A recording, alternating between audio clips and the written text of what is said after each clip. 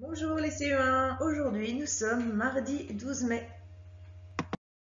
Alors on va commencer par une dictée de nombres. Pour ça, tu prends ton ardoise. Le premier nombre, c'est le 618. 618. Attention, hop, on lève l'ardoise et on vérifie. C'est bon. Le deuxième nombre est le 708. 708. Attention, on lève son ardoise et on corrige.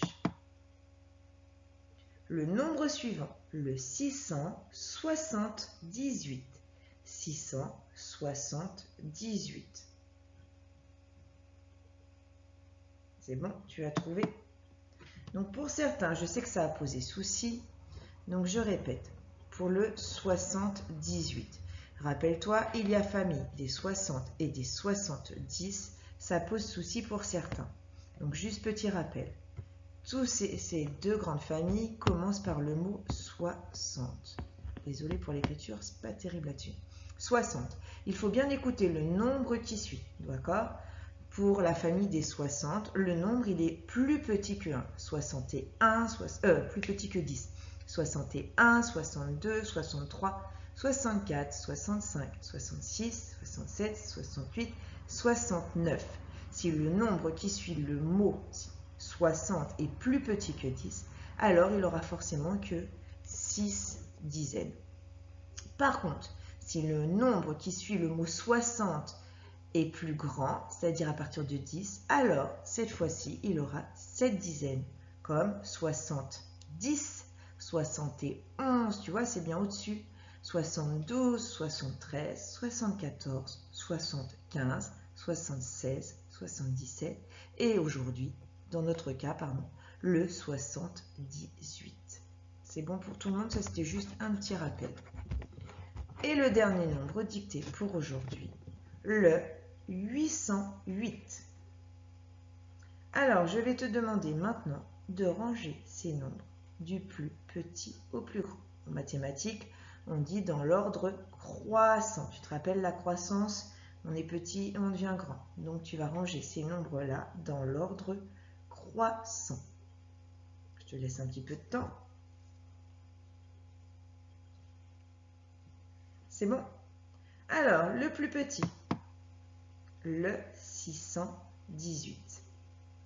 Ensuite, tu as dû mettre le 678. Puis après, le 708. Et tu as dû terminer par le 808. Voilà pour la dictée de nombres et le rangement dans l'ordre croissant. Alors, aujourd'hui, on va découvrir un nouvel exercice. La chaîne des nombres. On va partir d'un nombre et à chaque fois, je vais te dire ce qu'on va devoir lui faire à ce nombre. Et on va le transformer au fur et à mesure par des calculs. Regarde, on va partir du nombre 250. Donc sur ton ardoise, tu écris 250. Ce nombre, on va devoir lui ajouter 2 dizaines, plus 20, 2 dizaines. Donc toi, tu écris 250 et à côté, tu écris le nouveau nombre que tu as trouvé en lui rajoutant 2 dizaines. C'est bon, tu as trouvé. Alors, on avait 5 dizaines. Si je rajoute 2 dizaines, 5 plus 2, 7.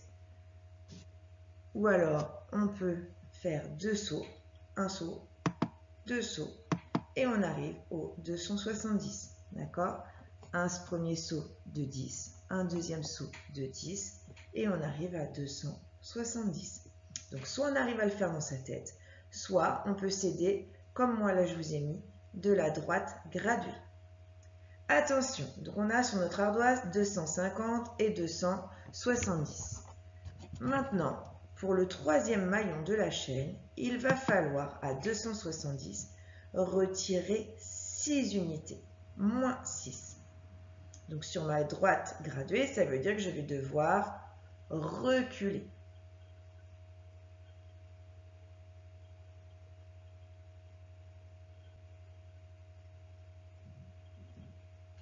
C'est bon, tu as trouvé le troisième maillon de ma chaîne? Alors, soit on compte à l'envers. 270, 269, 268, 267, 266, 265, 264. Soit je peux utiliser ici ma bande numérique. Regarde, 270. Déjà, si je retire 5, je vais arriver à 265. Je retire encore un. On arrive à 264. C'est bon? C'est ce que tu avais trouvé? Allez, on continue. À ce 264, nous allons lui ajouter une centaine, plus 100. Plus 100.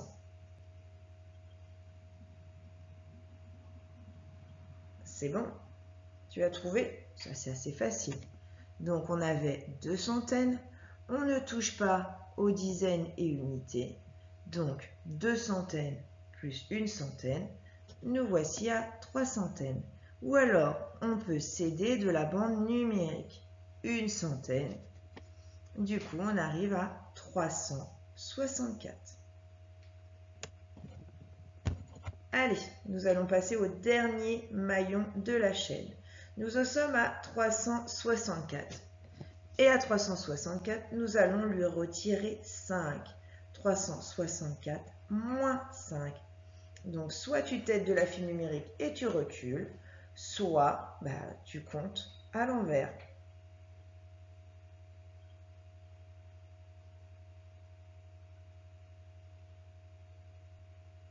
C'est bon? Tu as trouvé? Donc, on va reculer. D'accord? Donc, déjà, 364. Si je recule jusqu'ici, pardon, je refais. Si je recule jusqu'à ce grand trait-là, ça veut dire que j'ai retiré 4. J'arrive à 360. Il faut que je recule encore de 1. Donc, avant 360, ça va être 359. Ou bien, je prends mes 5 et je compte à l'envers. 364, 363, 362, 361, 360, 359. Voilà pour la première chaîne numérique. Nous allons passer à la suivante. Alors, nous allons continuer avec une nouvelle chaîne de calcul. Sur ton ardoise, tu écris 858. C'est bon? Alors, à 858, tu vas devoir lui ajouter plus 100, une centaine. C'est bon? Tu as trouvé? Donc, nous avions 8 centaines. Si je rajoute une centaine, 8 plus 1, 9. Nous avons 9 centaines. Et on ne touche pas aux dizaines et aux unités. On les garde. Donc, ça fait 958. Allez, un petit peu plus dur. 958 moins 60. 958 moins 60. Observe bien ton nombre. 958 moins 60. Une petite aide. 58, c'est presque 60. Sauf que il manque 2 pour aller à 60. Je ne sais pas si ça t'aide. Allez, on le fait ensemble. Donc 958. Si je retire mes 58, il me reste 900. Sauf que si je retire 58, il me manque encore 2 à retirer, parce que moi je veux retirer 60. Donc je suis à 900. Il faut encore que je retire 2. Donc on compte à l'envers. 900, 899, 898. Donc pour ceux qui avaient trouvé, bravo. Pour les autres, ce n'est pas grave. Tu écris 898 sur ton ardoise et on continue. Donc cette fois-ci, on va retirer 5, moins 5. Moins 5, ça veut dire qu'on s'occupe des unités. C'est bon, tu as trouvé? Donc si j'ai 8 unités, que j'en retire 5, il ne reste plus que 3 unités, je n'ai pas touché au reste. Donc 893. Allez, une dernière étape. 893 plus 20.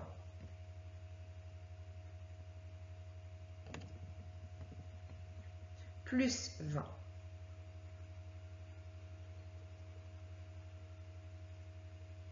C'est bon? Tu as trouvé? 893. Si je rajoute un paquet de 10, bah, du coup, j'ai 903. Il faut que je rajoute encore un paquet de 10 et j'arrive à 913. Voilà, c'était les chaînes de calcul, pas forcément évident. Alors, aujourd'hui, nous allons revoir les solides. Tu t'en souviens des solides? D'ailleurs, félicitations à ceux qui ont partagé leurs photos que je vais bientôt mettre, d'ailleurs, sur Benelu pour partager vos constructions de solides. Alors, dans les solides, nous avons le cube.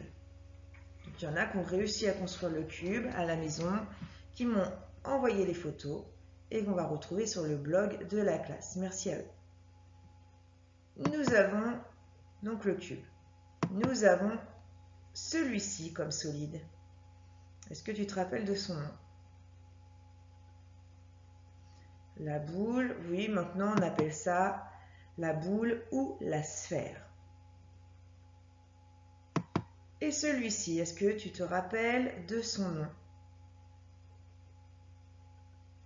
Le cylindre. Et celui-ci, il y en a qui l'ont construit également et qui m'ont envoyé les photos, le pavé. Et un dernier. Oui, pareil, vous l'avez construite, la pyramide. Donc voici les solides à connaître. Vous devez connaître, les reconnaître et savoir les nommer. Le cube, la boule ou la sphère, le cylindre, le pavé et la pyramide, comme en Égypte. Il va falloir également savoir ce qu'est un sommet. Donc c'est là où vous aviez mis, vous vous rappelez, vos boules de pâte à modeler ou vos aimants ronds. Il y a des faces, donc nous c'était vide, et des arêtes. D'accord? C'est ce que vous avez fabriqué avec vos tiges, vos cure-dents ou vos pailles, etc. Donc ça, pareil, c'est du vocabulaire à connaître.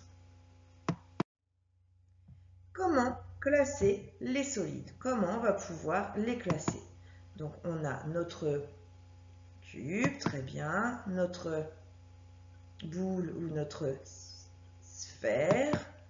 Nous avons la pyramide, le cylindre et pour terminer le pavé.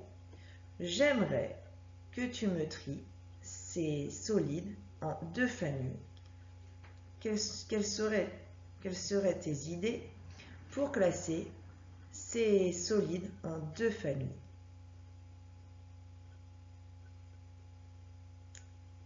Alors attention, j'ai entendu, on n'a qu'à mettre le cube et le pavé ensemble parce que ils sont tous les deux carrés. Non, attention, lui, il n'est pas carré, il a des faces en forme de rectangle. Souviens-toi quand tu les as construits pour de vrai.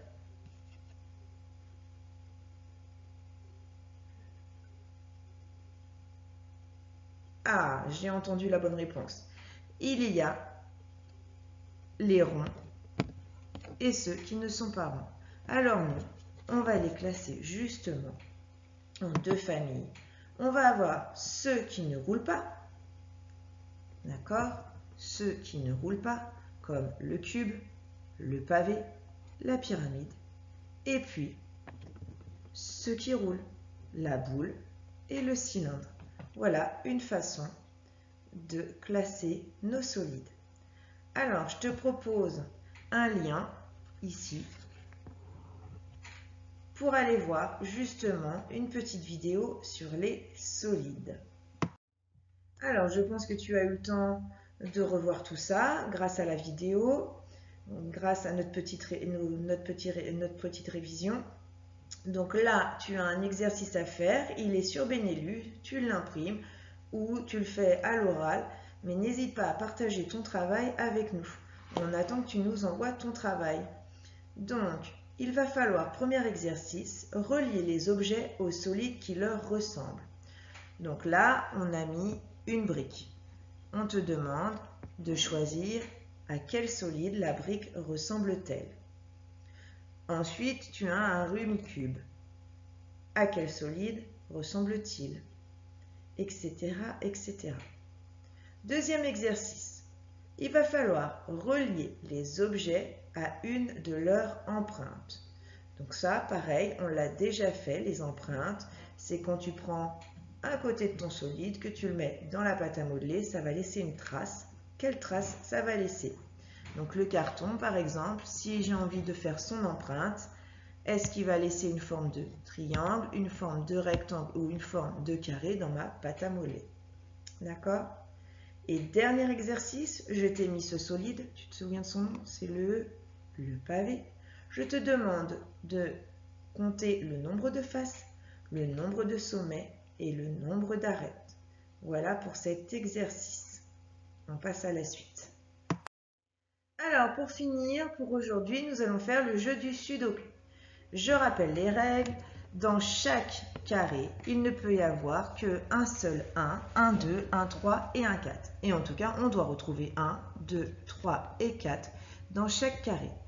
Mais également, sur chaque ligne, je dois avoir 1, 2, 3, 4.